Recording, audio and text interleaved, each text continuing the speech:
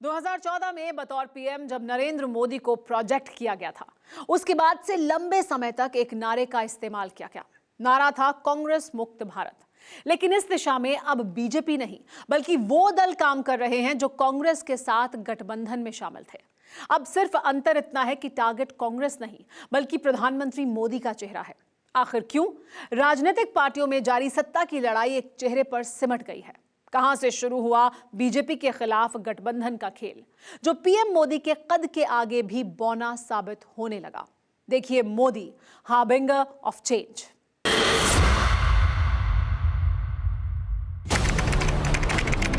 अट्ठाईस मई 1996 लोकसभा।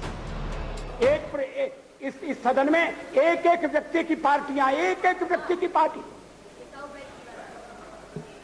और वो हमारे साथ हमारे खिलाफ जमघट करके और हमें हटाने का प्रयास कर रहे हैं। उन्हें प्रयास करने का पूरा अधिकार है, मगर है वो एक व्यक्ति की पार्टी। एकला चलो रे,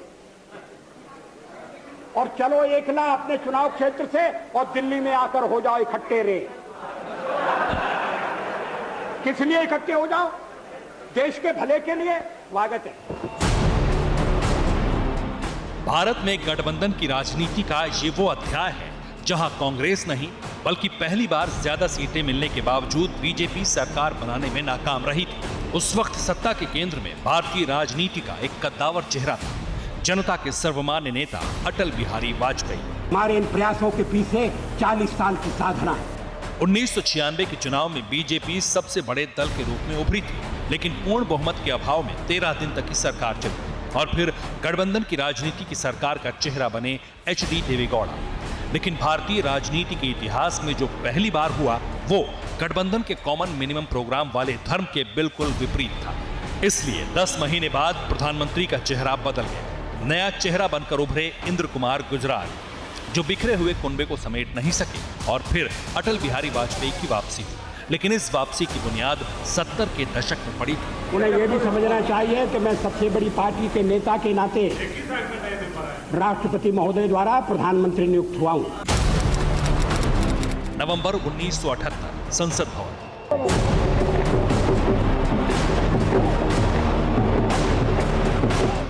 इंदिरा गांधी कर्नाटक की चिकमंगलूर सीट से उपचुनाव जीतकर लोकसभा पहुंची थी और सामने था एक ऐसा गठबंधन जिसमें जनता पार्टी के साथ जनसंघ था। तभी दोहरी सदस्यता का मुद्दा गूंजा। जनसंघ के लोगों पर आरोप लगा कि वो जनता पार्टी और संघ की सदस्यता एक साथ नहीं रख सकते, और फिर एक पार्टी में समाहित गठबंधन में जारी घटकवाद सतह पर आ गया। जनता पार्टी टूटी और कुछ सालों बाद भारतीय जनता पार्टी की नींव पड़ी। विशुद्ध गैर कांग्रेसी मोर्चे ने कामयाबी का स्वाद 1996 में चखा। हालांकि सियासत थोड़ी अलग थी। 1990 से 2010 के दौर में दलगत विचारधारा अहम रही। राजनीतिक पार्टी की छवि पर कोई चेहरा हावी नहीं रहा। जनता की पसंद पार्टी होती थी, ना कि कोई व्यक्ति विशेष। इसलिए 2004 में यूपीए ने वापसी की और एनडीए को हार नसीब हुई। और अब भी सियासत का अंदाज वही है, सिर्फ पीढ़ी बदल गई है।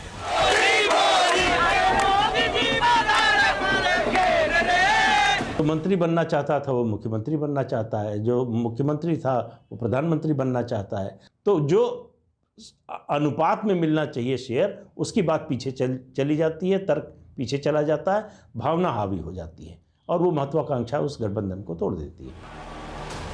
2004 से शुरू हुए राजनीतिक अध्याय की समाप्ति के बाद 10 साल में सब कुछ बदल गया। यूपीए के 2 कार्यकाल के बाद चेहरे पर देश की सियासत का एक नया अध्याय लिखा गया, और ये चेहरा था प्रधानमंत्री नरेंद्र मोदी का।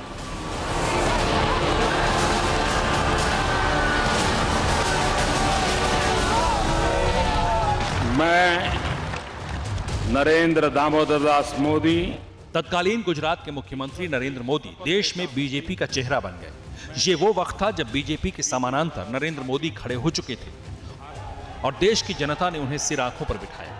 जिस पार्टी के नेतृत्व को 10 साल तक जनता ने शिरोधार्य किया, उसे महज 44 सीटों पर समेट दिया, जबकि नरेंद्र मोदी के चेहरे पर बीजेपी को 282 और एनडीए को 336 सीटों तक पहुंचा दिया। पूर्व प्रधानमंत्री नेहरू और इंदिरा गांधी के बाद भारतीय राजनीति में नरेंद्र मोदी ही एक ऐसा चेहरा बने जो वक्त के साथ और ज्यादा मजबूत होते गए। लेकिन पार्टी और विचारधारा से भी ऊपर इस चेहरे को जगह मिलना शायद आजाद भारत के इतिहास में पहली बार हो रहा था। आखिर ऐसा हुआ कैसे? बतौर प्रधानमंत्री नरेंद्र मोदी का अंदाज सबसे अलग दिखा। काम करने का सलीका पूर्व प्रधानमंत्रियों से बिल्कुल जुदा है। देश ने सरकार चलाने का आक्रामक तरीका पहली बार देखा। पीएम मोदी के कठिन फैसले लेने की क्षमता को देश ने देखा और मोदी अच्छे प्रशासक के तौर पर एक कामयाब चेहरा बन गए। जनता ने प्रधानमंत्री मोदी को 2014 में जिस नजरिए से देखा, वो नजरिया और भी ज्यादा मजबूत हुआ। सख्त फैसले लेने की क्षमता को भी परख लिया और अब विपक्ष के कद्दावर नेताओं में 5 नाम ऐसे भी नहीं बचे जिन्हें प्रधानमंत्री का विकल्प माना जाए। पिछले 10 साल से आप देख लें, जो कांग्रेस और कुल मिला के विपक्ष की आंतरिक समस्याएं रही हैं, उसके कारण कोई मजबूत विकल्प अभी तक उभर नहीं सका है और अभी उसके आसार भी कम हैं। पिछले 7 साल में पीएम मोदी का विकल्प नहीं मिला और विपक्ष का समीकरण प्रधानमंत्री मोदी या बीजेपी ने फेल नहीं किया, बल्कि गठबंधन में बंधे दलों ने उस चेहरे को अस्वीकार न करके खुद के पैरों पर कुल्हाड़ी मारी, जिसे कांग्रेस ने विकल्प प्रोजेक्ट किया। यही वजह है कि यूपीए टूट की कगार पर है और नए विकल्प की तलाश हो रही है। लेकिन अब भी मोदी का विकल्प आसान नहीं है, क्योंकि ये विकल्प 7 साल के सियासी, प्रशासनिक और साहसिक कौशल से गढ़ी गई छवि है।